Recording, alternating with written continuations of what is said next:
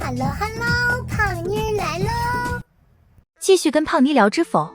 喜欢胖妮的小主，辛苦给影片点点赞。剧中的盛老太太是整个盛家最聪明的人，也是最有发言权的人。魏小娘生前过的是衣食不足的日子，就连怀孕期间屋中炭火都不足数，夜里被冻得瑟瑟发抖，这些盛老太太一定是知道的。既然知道，老太太为什么不对魏小娘和明兰出手相助呢？其实这是因为老太太有自己的私心，原因有三。第一因，母子关系，老太太不是盛红的亲生母亲，这点一直是横亘在母子之间的墙。盛老太太虽然早年对盛红有恩，但是一个人总不能依靠索恩来拿捏另一个人一辈子。尤其是盛红的官越做越大之后，想要建立和谐的母子关系，儿子要懂孝敬，养母也该懂事。怎么做到懂事呢？守住一个底线，把握好大局，在底线之上的胡闹争斗，睁一只眼闭一只眼，能不管就不管。尤其是盛红纳了林小娘这件事，也深深伤了老太太的心。自打从那开始，老太太对于后宅诸事基本处于放手的状态。魏小娘母女被苛待，根源在林小娘。林小娘可是长在盛红心尖子上的人，老太太帮魏小娘，势必要向林小娘追责。这样的事情多了，她和盛红母子之间难免生嫌隙。考虑到这一点，老太太选择了明哲保身。第二因，婆媳关系，知否中的大娘子虽然是全剧中的搞笑担当，性格也明朗，但这并不代表她就是个省事儿的。且不说大娘子自己人品如何，她那个姐姐康姨妈就不是个善茬。剧中林小娘死后，大娘子被康姨妈怂恿着，可没少给老太太添堵，甚至差点要了人家的命。而前期大娘子和老太太的婆媳关系之所以看起来还算和谐，正是因为有一个共同的敌人林小娘。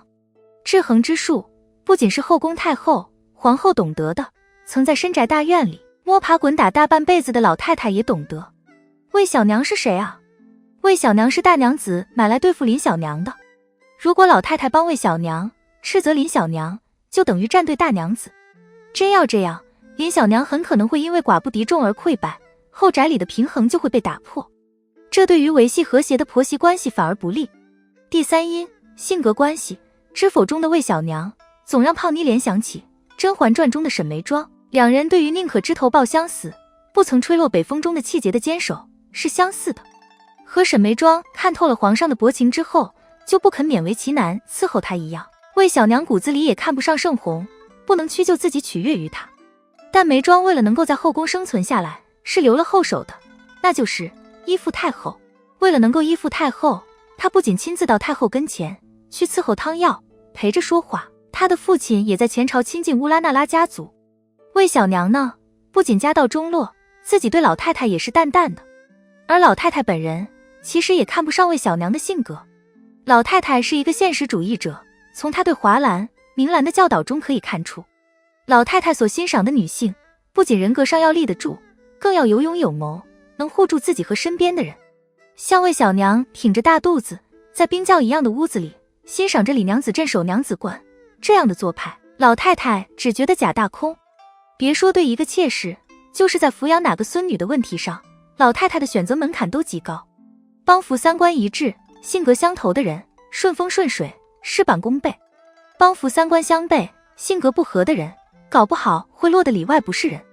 老太太深谙这个道理，因此既然魏小娘也没求到她，她更不会主动去管。老太太没有插手魏小娘的事儿，另外一个关键点是，她没想到林小娘会大胆到杀人的地步，不仅杀害了无辜的魏小娘，还杀了她肚子里的孩子。斗归斗，不能伤害盛家的利益和子嗣，这是老太太的底线。而林小娘算计魏小娘这件事上，老太太的底线被践踏了。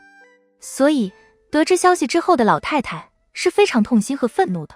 而人死不能复生，魏小娘的死的确是因为盛家个人有个人的算计，也包括盛老太太自己。